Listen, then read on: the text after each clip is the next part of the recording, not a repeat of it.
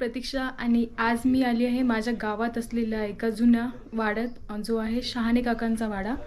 तर या वाड्याचं मी शूट घेतलेलं आहे. तर ज्या छोट्या छोट्या क्लिप्स असतील ते तुम्ही कंटिन्यू बघत राहा, म्हणजे तुम्हाला या वाड्याची एक सफर होईल. आणि आधुनिकतेच्या काळातही या वाड्यात कोरीव काम आहे, लाकडी काम आहे, ते अस्तित्वात आहे. तर माझ्यासोबत हा व्लॉग कंटिन्यू बघा. आणि देशपांडे वाड्याचा जो लेख आहे त्याला खूप छान प्रतिसाद मिळालेला आहे. तर सर्वांचे मनपूर्वक आभार. आणि आपल्या चॅनलचे 500 सबस्क्रायबर झालेले आहेत. तर मी सर्व सबस्क्रायबर फॅमिलीचे खूप खूप आभार मानते आणि हा व्लॉग असाच कंटिन्यू राहील. तर हे आहे वाड्याचं मुख्य प्रवेशद्वार. विशेष म्हणजे या प्रवेशद्वारावर आजही शिल्पकलेच्या विविध प्रतिकृती साकारलेल्या आहेत. दाराच्या वरच्या भागात नागदेवता, गणपती बाप्पा यांच्या प्रतिकृती देखील साकारलेल्या होत्या. तर या शिल्पावर संवत्सर 2004 असं काहीतरी कोरलेलं होतं. या सुंदर अशा कलाकृती कदाचित त्या काळातील कलाकौशल्याचं प्रतिनिधित्व करत असाव्या.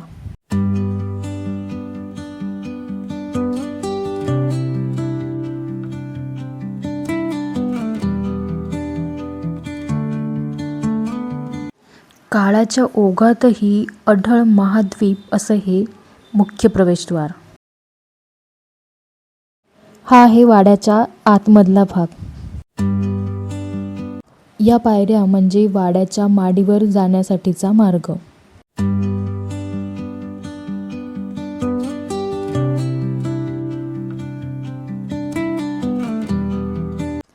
आणि वर जाताच दिसते ती प्रशस्त भव्य अशी वाड्यातली माडी. माडीवर देखील जुन्या खोल्या आणि लाकडी दरवाजे होते.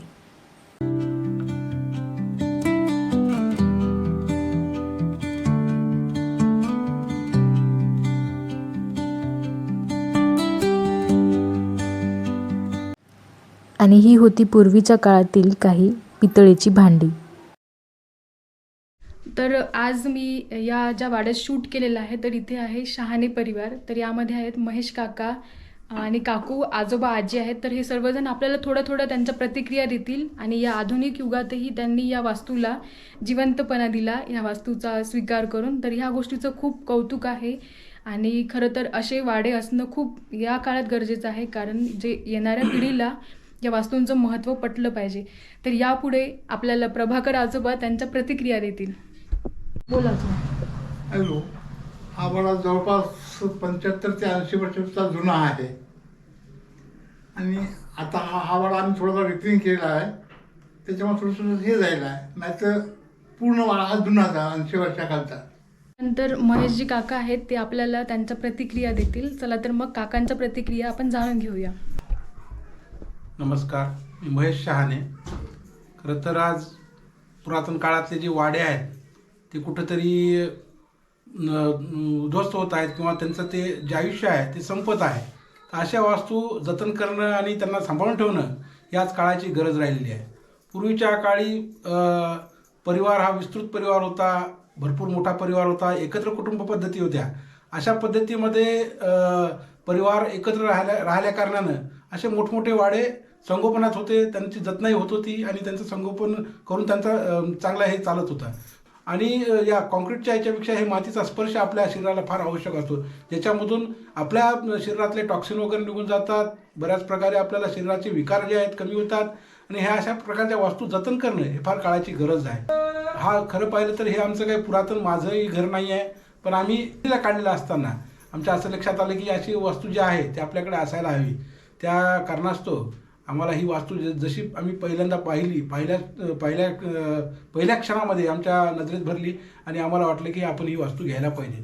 त्यांनी ज्या किमतीमध्ये सांगितली त्या किमतीमध्ये आमची घेण्याची मानसिकता होती आणि त्यांनी जे सांगितली तीच किंमत देऊन आम्ही ही वास्तू आमच्या नावानं करून घेतली.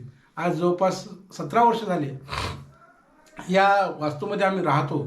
या वास्तूमध्ये राहण्याचा आम्हाला बेनिफिट आहे की आमचे वडील, आमची आई यांचं वय, आता वडिलांचं वय जवळपास 83 वर्ष आहे, आईचं वय 76 वर्ष आहे, पण त्यांना आजारापासून असं आजार वगैरे नाही आहे, काही नाही आहे. आणि या वास्तूमध्ये त्यांचं समाधानी आहे. इथल्या मोठमोठ्या भिंती वगैरे हे ते जे आहे ते वातावरण एवढं थंड आणि शीतल करतात. उन्हाळ्याच्या दिवसामध्ये वातावरणामध्ये सुद्धा वातावरण असं चांगलं असते. तर हे शरीरासाठी चांगलं आहे. सगळ्या गोष्टींचं चांगलं आहे आणि या वास्तूची निर्मिती जी केलेली आहे ती वास्तूची निर्मितीसुद्धा एकदम आकर्षक आहे. तुम्ही पाहिलं असेल आता हे ब्लॉगमध्ये तुम्हाला दिसेलच की बुवा या वास्तूमध्ये कलाकृती कशा प्रकारच्या आहेत. तुम्ही फ्रंटचा जर का दरवाजा बघसाल तर तुम्हाला लक्षात येईल की दगडी याच्यामध्ये पूर्ण चौकटीची त्यामध्ये बसवलेली आहे. दरवाजांवर सुंदरसं असं नक्षीकाम आहे. समोरचा जे समजा गॅलरीचा भाग आहे असा तसा आहे. फार नक्षीदार काम आहे, फार जुनं काम आहे. फक्त याला जतनाची फार आवश्यकता आहे. तरी या अशा प्रकारच्या वास्तू जतन व्हाव्यात आणि अशा प्रकारे सगळ्यांनी या वास्तूंचं हे करावं अशी माझी इच्छा आहे. हॅलो, नमस्कार. मी लीला प्रभाकर शहाणे बोलत आहे. हे वाडा पुरातन काळातला आहे. हे आमच्या मिस्टरला आवडला असल्यामुळे माझ्या मुलांनी आणि मिस्टरने हा वाडा घेण्यास तयारी केली आणि आम्हाला माहीतसुद्धा नव्हते. आमच्या माघारीच यांनी या वाड्याचं खरेदी करून घेतली आणि नंतर आम्हाला सांगितलं. नंतर पाहिल्यानंतर आम्हाला भयानक असं वाटत होतं, हा वाडा किती भयानक आहे, आयुष्यामध्ये कसं राहायचं आणि कसं करायचं हे असं मला सारखं मनात येत होतं.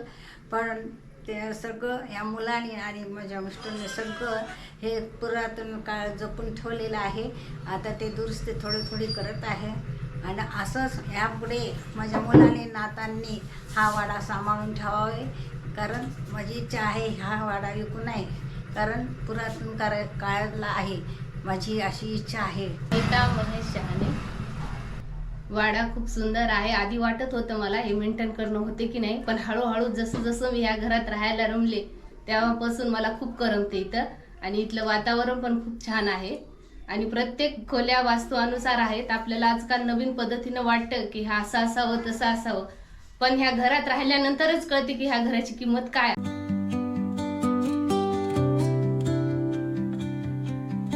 आणि हा होता वाड्याचा मागचा भाग. तर या भागामध्ये विविध फुलझाडे लावलेली होती. अंगणातल्या पारिजातकाचा आजही येतो मंद सुवास, कौलांवरच्या थेंबांवरही आहे जुन्या आठवणींचा ध्यास. ही आहे वाड्यातील सर्वात जुनी विहीर. जुन्या काळी ज्यावेळेस घरामध्ये गुरं जनावरं असायचे त्यांना पाणी पिण्यासाठी विहिरीच्या बाजूला हमखास हे सर्व ठिकाणी राहायचं.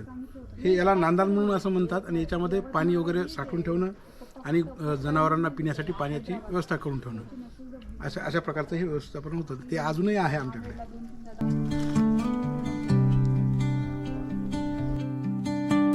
असा काहीसा होता शहाणेंचा वाडा विशेष व्लॉग.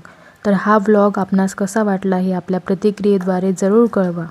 मनपूर्वक धन्यवाद.